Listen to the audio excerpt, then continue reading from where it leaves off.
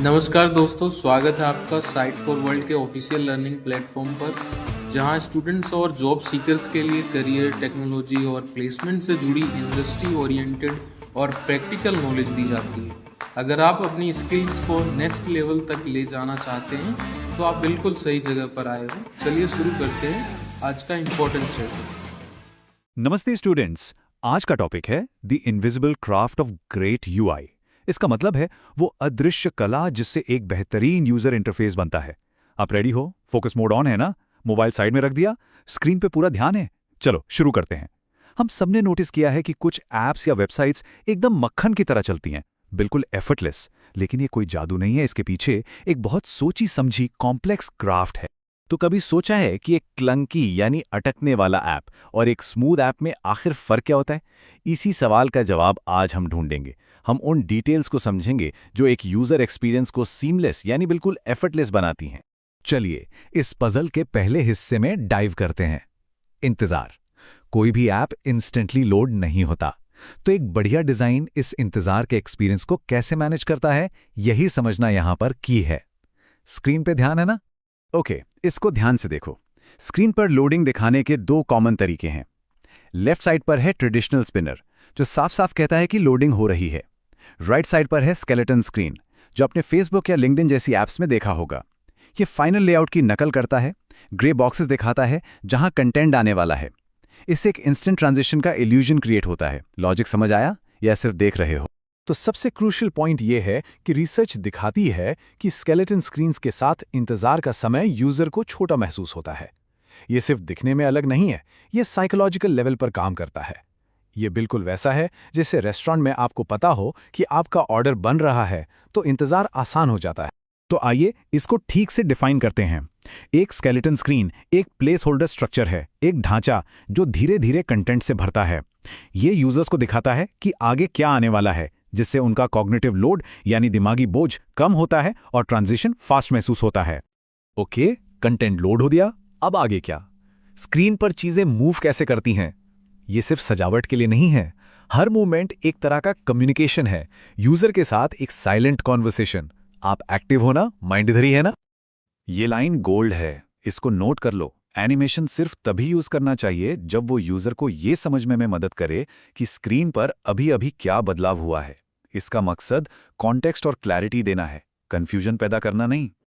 और ये कोई नया कॉन्सेप्ट नहीं है। मॉडर्न यूआई एनिमेशन के आइडियाज क्लासिक एनिमेशन की दुनिया से आते हैं, खासकर डिज्नी के 12 प्रिंसिपल से। एंटिसिपेशन और ईजिंग जैसे प्रिंसिपल्स डिजिटल मोशन को नेचुरल और इंट्यूटिव फील कराते हैं। सोचने वाली बात है ना कि कैसे क्लासिक आर्ट प्रिंसिपल्स आज भी टेक्नोलॉजी को गाइड कर रहे हैं। इसको एक सिंपल आइडिया से समझो।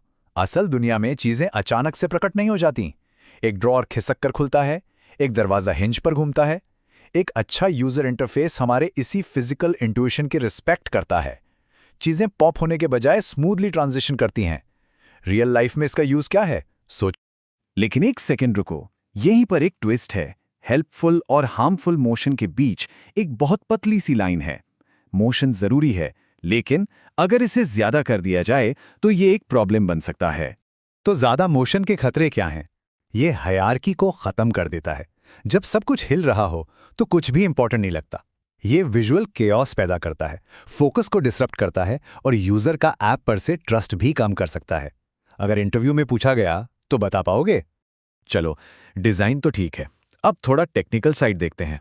क्योंकि डिजाइन आइडियाज कितने भी अच्छे क्यों ना हो, अगर वो परफॉर्मेंट नहीं है यानी डिवाइस पर स्मूथली नहीं चलते तो वो फेल हो जाएंगे।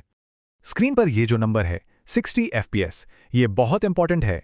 60 फ्रेम्स पर सेकंड ये स्मूथ मोशन के लिए गोल्डन स्टैंडर्ड है, नॉन नेगोशिएबल है। इससे कम कुछ भी यूजर को एक स्टटर या जैंक यानी एक अटकन की तरह महसूस होगा और पूरा यूजर एक्सपीरियंस खराब हो जाएगा। अब देखते हैं प्रैक्टिकली इसका क्या मतलब है। ध्यान से देखना, सारी एनिमेशंस एक जैसी नहीं होती। ये टेबल दिखाती है कि कौन सी CSS प्रॉपर्टीज एनिमेट करने के लिए परफॉर्मेंट है और कौन सी कॉस्टली। लेफ्ट साइड पर ट्रांसफॉर्म और ओपेसिटी हैं, जो स्मूथ एनिमेशन के लिए बेस्ट हैं। राइट साइड पर विड्थ और हाइट हैं, जिन्हें एनिमेट करने से परफॉर्मेंस हिट हो सकती है। इसको नोट किया? और ये रहा एक pro tip. Will change property का यूज करके आप ब्राउजर को पहले से बता सकते हो कि क्या एनिमेट होने वाला है। ये ब्राउजर को एक हेड्स अप देता है ताकि वो पहले से ऑप्टिमाइजेशंस कर सके, जिससे एनिमेशन और भी स्मूथ हो जाता है। वीडियो पॉज करो और इस प्रॉपर्टी के बारे में सर्च करो। अब तक हम देखने की बात कर रहे थे, अब आते हैं फील पर। एक ग्रेट यूआई सिर्फ दिखता नहीं, महसूस भी होता है। ये डायग्राम एक हैप्टिक सिस्टम को दिखा रहा है। जब फोन पर कुछ टैप करने पर एक हल्की सी वाइब्रेशन महसूस होती है, वो हैप्टिक्स है। ये एक मल्टी मोडल एक्सपीरियंस बनाता है, यानी आपसे सिर्फ आंखों से नहीं, टच से भी बात कर रहा है, जिससे इंटरेक्शन ज्यादा रियल लगता है। एग्जाम्पल क्लियर था? हैप्टिक्स को एवं यूज नहीं करना है, ध्यान से करना है। स्टेप 1, एक सिंपल टैप पर एक क्रिस्प कॉन्फर्मेशन फील होनी चाहिए। स्टेप 2, जब लिस्ट में स्लाइड करते हैं तो हल्की टिक्स मूवमेंट का एहसास दिलाती हैं। स्टेप 3, और स्वाइप करने पर हैप्टिक फीडबैक विजुअल एनिमेशन के साथ परफेक्टली सिंक होना चाहिए। और हैप्टिक्स का पहला नियम, लेस इज मोर। फीडबैक को यूआई को कॉम्प्लीमेंट करना चाहिए, उसके साथ कंपीट नहीं करना चाहिए। हर छोटी छोटी चीज पर वाइब्रेशन एनॉइंग हो सकती है। Subtlety is the key. Okay, अब सब पीसेस को जोड़ते हैं। अच्छी यूआई डिजाइन के कुछ फंडामेंटल टाइमलेस प्रिंसिपल्स होते हैं जो इन सब चीजों को एक साथ बांधते हैं। रेडी हो नेक्स्ट स्टेप के लिए? ये हैं वो कोर प्रिंसिपल्स। स्ट्रक्चर, इंटरफेस को पर्पसफुली ऑर्गेनाइज करो। सिंप्लिसिटी, कॉमन टास्क को आसान बनाओ। विजिबिलिटी, जरूरी ऑप्शंस ही दिखाओ, क्लटर मत करो।